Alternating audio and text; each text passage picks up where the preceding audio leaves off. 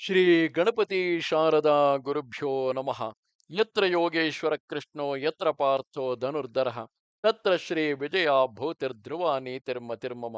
ಶ್ರೋತೃಗಳಿಗೆ ಶ್ರೀ ಅಳಸಿಂಗರಾಚಾರ್ಯ ವಿರಚಿತ ಶ್ರೀ ವ್ಯಾಸ ಮಹರ್ಷಿ ಪ್ರಣೀತ ಶ್ರೀಮನ್ ಮಹಾಭಾರತದ ಭೀಷ್ಮ ಪರ್ವದಲ್ಲಿ ದುರ್ಯೋಧನ ಘಟೋತ್ಕಚರ ಯುದ್ಧವು ಎಂಬ 91ನೆಯ ಅಧ್ಯಾಯಕ್ಕೆ ಸ್ವಾಗತ.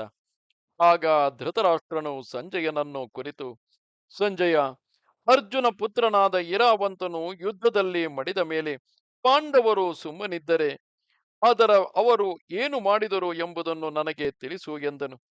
ಅದಕ್ಕೆ ಆ ಸಂಜಯನು, ರಾಜೇಂದ್ರ, ಕೇಳು. ಹಿರಾವಂತನು ಹತನಾದುದನ್ನು ನೋಡಿ ಭೀಮನ ಪುತ್ರನಾದ ಘಟೋತ್ಕಚ ರಾಕ್ಷಸನು ಅತ್ಯಾಕ್ರೋಶದಿಂದ ಭಯಂಕರವಾಗಿ ಗರ್ಜಿಸಿದನು. ಅವನ ಕೂಗಿಗೆ ಸಮುದ್ರ, ಪರ್ವತ, ಅರಣ್ಯಗಳೊಡಗೂಡಿದ ಭೂಮಿಯೇ ಮೊತ್ತಕ್ಕೆ ನಡುಗುವಂತಾಯಿತು. ಆಕಾಶವು ದಿಕ್ಕು ವಿದಿಕ್ಕುಗಳು ಪ್ರತಿಧ್ವನಿಯಿಂದ ಗುಡುಗುವಂತಿದ್ದವು. ಈ ಮಹಾಧ್ವನಿಯನ್ನು ಕೇಳಿ ನಿನ್ನ ಸೈನ್ಯವೆಲ್ಲ ಮೊತ್ತಕ್ಕೆ ನಡುಗಿತು. ಎಲ್ಲರ ಮೈಯಲ್ಲಿಯೂ ಬೆವರು ಕಿತ್ತುಕೊಂಡಿತು. ಎಲ್ಲರಿಗೂ ಮೊದಲಿದ್ದ ಯುದ್ಧೋತ್ಸಾಹವೆಲ್ಲವೂ ಅಡಗಿ ಹೋಯಿತು. ಸಿಂಹಗರ್ಜನವನ್ನು ಕಂಡು ಹೆದರಿದ ಆನೆಯಂತೆ ಕೌರವ ಸೈನ್ಯವೆಲ್ಲವೂ ತತ್ತಳಿಸುತ್ತಿತ್ತು. ಹೀಗೆ ಆ ರಾಕ್ಷಸನು ಸಿಡಿಲಿನಂತೆ ದೊಡ್ಡ ಕೂಗನ್ನು ಕೂಗಿ ತನ್ನ ರಾಕ್ಷಸ ಮಾಯೆಯಿಂದ ಭಯಂಕರ ಆಕಾರವನ್ನು ತಾಳಿದನು. ಉರಿಯುವಂತಿರುವ ದೊಡ್ಡದೊಂದು ಕ್ಷೂಲವನ್ನು ಕೈಗೆತ್ತಿಕೊಂಡನು. ತನ್ನಂತೆಯೇ ಭಯಂಕರವಾದ ನಾನಾ ರೂಪವುಳ್ಳ ಮತ್ತು ವಿವಿಧ ಆಯುಧಗಳನ್ನು ಹಿಡಿದ ಅನೇಕ ರಾಕ್ಷಸ ವೀರರಿಂದ ಪರಿವೃತನಾಗಿ ಕೋಪಗೊಂಡ ಕಾಲ ಯಮನಂತೆ ಮುಂದೆ ಬಿದ್ದು ಕೌರವ ಸೈನ್ಯವನ್ನು ಬಡಿಯುತ್ತಾ ಬಂದನು. ಭಯಂಕರ ರೂಪವುಳ್ಳ ಆ ರಾಕ್ಷಸನು ಕೋಪಗೊಂಡು ಬರುವುದನ್ನು, ಅವನ ಭಯಕ್ಕಾಗಿ ತನ್ನ ಸೈನ್ಯವು ಪಲಾಯನ ಮಾಡುತ್ತಿರುವುದನ್ನು ನಿನ್ನ ಮಗನಾದ ದುರ್ಯೋಧನನು ಕಂಡು ದೊಡ್ಡದೊಂದು ಧನುಸ್ಸನ್ನು ಹಿಡಿದು ಬಾರಿ ಬಾರಿಗೂ ಸಿಂಹಗರ್ಜನೆಯನ್ನು ಮಾಡುತ್ತಾ ಅವನನ್ನೆದಿರಿಸಿ ಹೋದನು. ಅವನ ಹಿಂದೆ ವಂಗದೇಶಾಧಿಪತಿಯು ಪರ್ವತದಂತಿರುವ 10,000 ಗಜಸೈನ್ಯಗಳೊಡನೆ ಅವನಿಗೆ ಬೆಂಬಲವಾಗಿ ಹೋದನು. ಹೀಗೆ ದೊಡ್ಡ ಗಜಸೈನ್ಯದಿಂದ ರಕ್ಷಿತನಾಗಿ ಬರುತ್ತಿದ್ದ ನಿನ್ನ ಮಗನನ್ನು ನೋಡಿದೊಡನೆ ಘಟೋತ್ಕಚನಿಗೆ ಮತ್ತಷ್ಟು ಕೋಪವು ಹೆಚ್ಚಿತು. ಒಡನೆಯೇ ರಾಕ್ಷಸರಿಗೂ ನಿನ್ನ ಕಡೆಯ ಸೈನ್ಯಕ್ಕೂ ದೊಡ್ಡ ತುಮುಲ ಯುದ್ಧವು ಆರಂಭವಾಯಿತು. ಮೇಘಗಳಂತೆ ಬರುತ್ತಿರುವ ಈ ಆನೆಗಳ ಗುಂಪನ್ನು ನೋಡಿದೊಡನೆ ರಾಕ್ಷಸರೆಲ್ಲರೂ ಶಸ್ತ್ರಪಾಣಿಗಳಾಗಿ ಮಿಂಚಿನೊಡಗೂಡಿದ ಮೇಘಗಳಂತೆ ಕಾಣುತ್ತಾ ವಿಧ ವಿಧವಾದ ಕೂಗುಗಳಿಂದ ಕೂಗುತ್ತಾ ಮುಂದೆ ಬಿದ್ದರು. ಆ ರಾಕ್ಷಸರು ಬಾಣ, ಶಕ್ತಿ, ವೃಷ್ಟಿ, ನಾರಾಚ, ಭಿಂಡಿವಾಲ, ಶೂಲ, ಮುದ್ಗರ, ಗಂಡುಗೊಡಲಿ, ಕಲ್ಲು ಗುಂಡುಗಳು, ದೊಡ್ಡ ದೊಡ್ಡ ಮರಗಳು ಇವುಗಳಲ್ಲಿ ತಮ್ಮ ತಮ್ಮ ಕೈಗೆ ಸಿಕ್ಕಿದುದನ್ನು ಎತ್ತಿಕೊಂಡು ಆನೆಗಳನ್ನು, ಅವುಗಳ ಮೇಲಿದ್ದ ಗಜಯೋಧರನ್ನು ಸಿಕ್ಕಿದ ಹಾಗೆ ಕೊಲ್ಲುತ್ತಾ ಬಂದರು.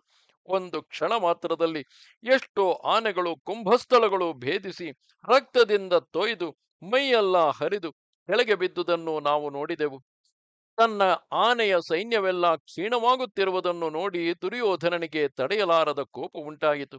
ತನ್ನ ಪ್ರಾಣದಲ್ಲಿಯೂ ಲಕ್ಷ್ಯವಿಡದೆ ಆ ರಾಕ್ಷಸನನ್ನು ತಾನೇ ಎದುರಿಸಿ ಹೋದನು. ತೀಕ್ಷ್ಣ ಬಾಣಗಳಿಂದ ಅನೇಕ ಮಂದಿ ರಾಕ್ಷಸರನ್ನು ಕೊಂದುದಲ್ಲದೆ ವೇಗವುಳ್ಳ 4 ಬಾಣಗಳಿಂದ ವೇಗವಂತ ಮಹಾರೌದ್ರ, ವಿದ್ಯುಜ್ಜಿಹ್ವ, ಪ್ರಮಾಥಿ ಎಂಬ 4 ಮಂದಿ ಪ್ರಧಾನ ರಾಕ್ಷಸರನ್ನು ಕೊಂದನು. ಇನ್ನೂ ಮೇಲೆ ಮೇಲೆ ಬಾಣವರ್ಷವನ್ನು ರಾಕ್ಷಸರ ಮೇಲೆ ಕರೆಯುತ್ತಿದ್ದನು. ಇದನ್ನು ನೋಡಿ ಸಹಿಸಲಾರದೆ ಘಟೋತ್ಕಚನು ತಾನು ಒಂದು ಬಿಲ್ಲನ್ನು ಹಿಡಿದು ದುರ್ಯೋಧನನನ್ನು ಎದುರಿಸಿದನು.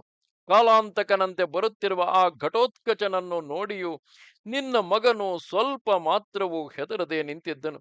ಆಗ ಘಟೋತ್ಕಚನು ಕೋಪದಿಂದ ಕೆಂಪೇರಿದ ಕಣ್ಣುಗಳೊಡನೆ ನಿನ್ನ ಮಗನನ್ನು ನೋಡಿ, ಎಲಾ ಘಾತುಕ, ನೀನಲ್ಲವೇ ನಮ್ಮ ಪಿತೃಗಳನ್ನು ಮೋಸದಿಂದ ದೀರ್ಘಕಾಲದವರೆಗೆ ಅರಣ್ಯವಾಸದಲ್ಲಿ ಇರಿಸಿದವನು. ಈಗ ನಾನು ಆ ನನ್ನ ತಂದೆ ತಾಯಿಗಳ ಋಣವನ್ನು ತೀರಿಸುವುದಕ್ಕೆ ಬಂದಿರುವೆನು. ಕಪಟ ದ್ಯೂತದಿಂದ ಆ ಪಾಂಡವರನ್ನು ನೀನು ಸೋಲಿಸಿದುದು, ರಜಸ್ವಲೆಯಾಗಿದ್ದ ಆ ದ್ರೌಪದಿಯನ್ನು ಸಭೆಗೆ ಎಳೆತರಿಸಿ ಅವಳು ಧರಿಸಿದ್ದ ಒಂದೇ ಬಟ್ಟೆಯನ್ನು ಎಳೆಸಿದುದು, ಅವಳನ್ನು ವಿಧ ವಿಧವಾಗಿ ನಿಂದಿಸಿ ಸಂಕಟಗೊಳಿಸಿದುದು, ಅವಳು ಆಶ್ರಮದಲ್ಲಿ ಇರುವಾಗಲೂ ನಿನ್ನ ತೃಪ್ತಿಗಾಗಿ ದುರಾತ್ಮನಾದ ಸೈಂಧವನು ಅವಳನ್ನು ಹಿಡಿದು ಮಾನಭಂಗ ಮಾಡಲು ಪ್ರಯತ್ನಿಸಿದುದು, ಇವೇ ಮೊದಲಾಗಿ ಇನ್ನೂ ಅನೇಕ ಘೋರ ಕೃತ್ಯಗಳಿಂದ ನಮ್ಮ ತಂದೆ ತಾಯಿಗಳನ್ನು ಹಿಂಸಿಸಿದ ನಿನಗೆ ಈಗ ಅದರ ಫಲವನ್ನು ತೋರಿಸಿ ಆ ಋಣವನ್ನು ನಾನು ತೀರಿಸುವೆನು. ಎಲಾ ದುರಾತ್ಮ, ಕುಲಾಧಮ, ಈಗಲೇ ನೀನು ರಣರಂಗವನ್ನು ಬಿಟ್ಟೋಡದಿದ್ದರೆ ನಿನ್ನ ಆಶೆಯು ತೀರಿತೆಂದು ತಿಳಿ ಎಂದು ಹೇಳಿ ಘಟೋತ್ಕಚನು ಧನುಸ್ಸಿನ ನಾಣನ್ನು ಭಯಂಕರವಾಗಿ ತಟ್ಟಿ ಹಲ್ಲುಗಳಿಂದ ತುಟಿಯನ್ನು ಕಚ್ಚುತ್ತಾ ಕಡೆ ಬಾಯಿಗಳನ್ನು ನೆಕ್ಕುತ್ತಾ ಬೆಟ್ಟದ ಮೇಲೆ ಮಳೆಯು ಸುರಿದಂತೆ ಆ ದುರ್ಯೋಧನನ ಮೇಲೆ ಬಾಣ ವರ್ಷವನ್ನು ಕರೆದನು. ಇದು 91ನೆಯ ಅಧ್ಯಾಯವು. ನಮಸ್ತೆ ಶಾರದೆ ದೇವಿ, ಕಾಶ್ಮೀರ ಪುರವಾಸಿನಿ. ತ್ವಾಮಹಂ ಪ್ರಾರ್ಥ್ಯಗೆ ನಿತ್ಯಂ ವಿದ್ಯಾದಾನಂಚ ದೇಹಿಮೆ. ನಮಸ್ಕಾರ.